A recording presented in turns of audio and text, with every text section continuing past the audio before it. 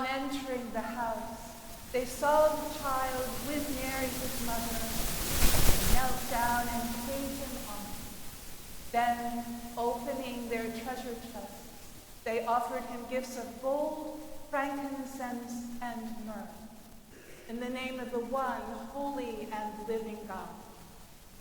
Please be seated.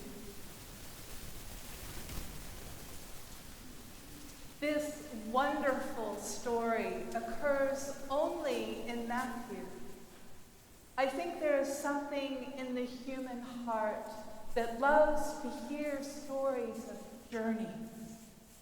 Often such stories include companions, people met on the way that support us, light our way, give us insight we need to know, or simply give us respite or shelter. There are signs to interpret and follow, prophetic dreams, guidance to accept, and decisions to be made.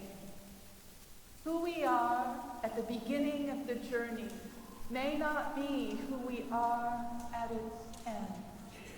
Or perhaps it is better to say that we are invited to become more fully who we are meant to be.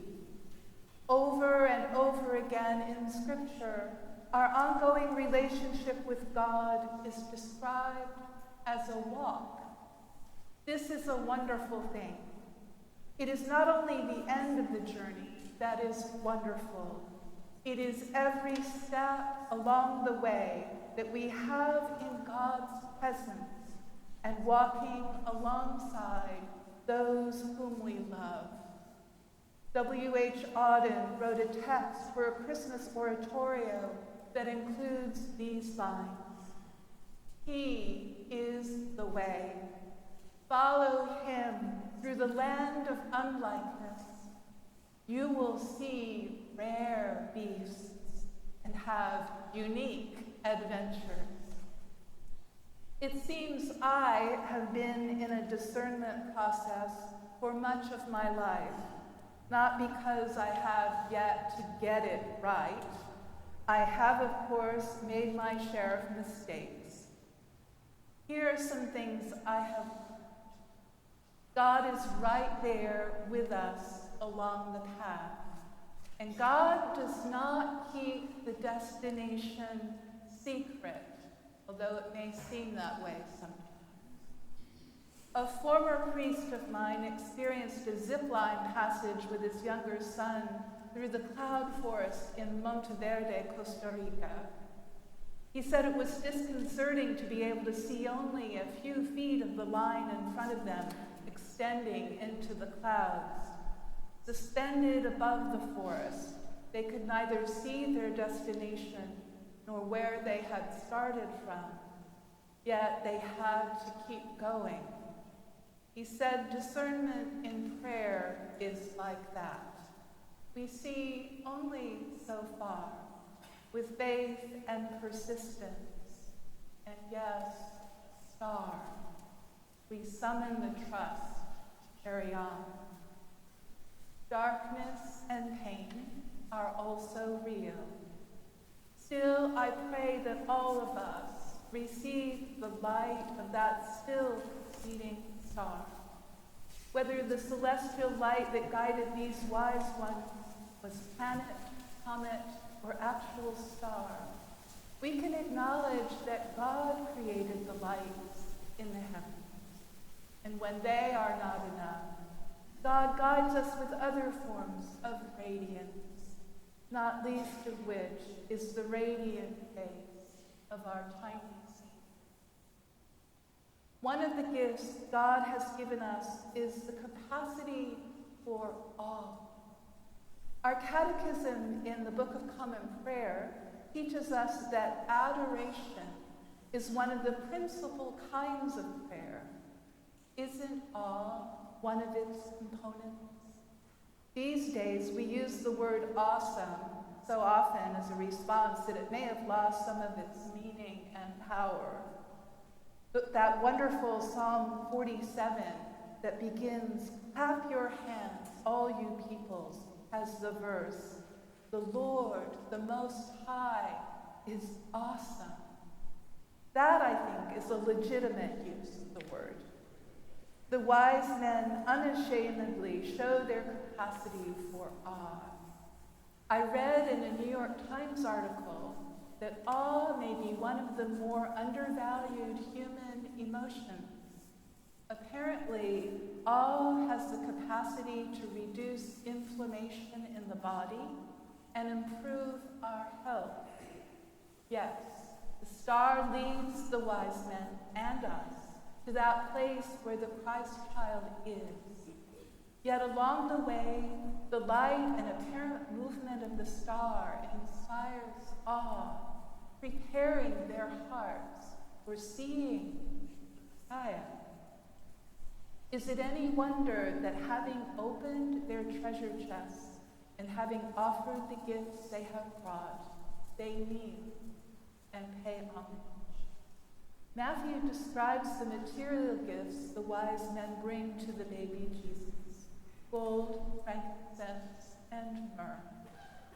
Much has been written about how these gifts symbolize various aspects of Jesus' life and ministry: his preaching about the coming kingdom, his priesthood and acts of healing, and his obedience unto death. They bring other gifts with them as well. These are harder to measure. They come from the treasure chests of their hearts. First is their perseverance. We do not know how many wise people there were. The text does not actually tell us. The traditional three arose from the fact that there were 3 gifts bestowed. Matthew does tell us they have come from the east.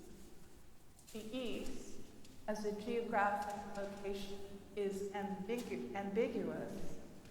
The early church fathers assumed Persia, but it may have been Babylon. Either way, the distance to Jerusalem would have been hundreds of miles. The journey by caravan would have taken weeks. Thankfully, they did have that star to guide them. Yet imagine what faith it would have taken to undertake, much less sustain, such a journey. Second is their ability to interpret the prophets and to follow the signs. They have determined where the Messiah is to be born based on a passage from Micah. And you, Bethlehem, in the land of Judah, are by no means least among the nations of Judah. For from you shall come a ruler who will shepherd my people Israel. These and the verses following have messianic themes similar to Isaiah. This ruler will be a shepherd that will feed his flock, allowing them to live in security, and he shall be one of peace. They have determined that the star they have assiduously followed is associated with the birth of the Messiah. It leads them all the way to where Jesus' family is now living in Bethlehem, stopping over the very house. We may wish for ourselves that we have such divine GPS. Jesus becomes our lodestar, even saying of himself that he is the light of the world, that we will not walk darkness. Third, the wise men have the interlocking gifts of joy and worship and devotion to God. It is their humility that allows them to forget themselves and focus wholly on this holy child they have finally found. The fact that they are wise implies age, yet we do not know the age of the wise either. Later, Jesus tells us the way into the kingdom is to become like little children. The sweetness and vulnerability of new babies invites us to be our most gentle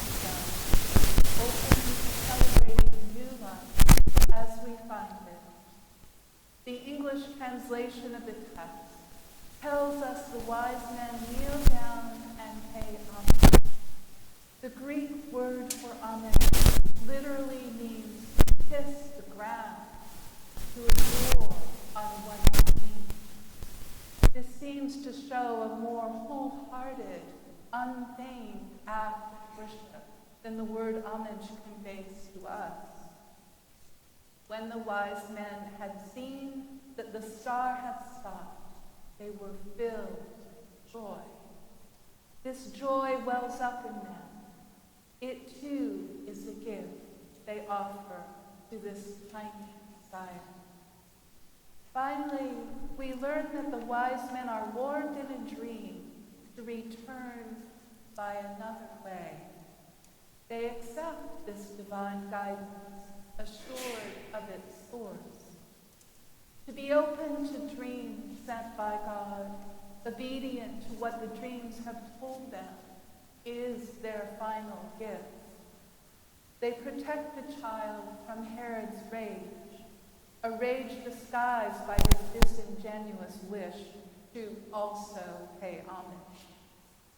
This return by a different way could also represent that the wise men have been changed, transformed by having beheld and worshipped the Messiah. They came to the end of their journey. Surely they leave again, knowing that a new journey has been begun. May this be true for us as well. May our Christmas joy show us a new path, one full of light.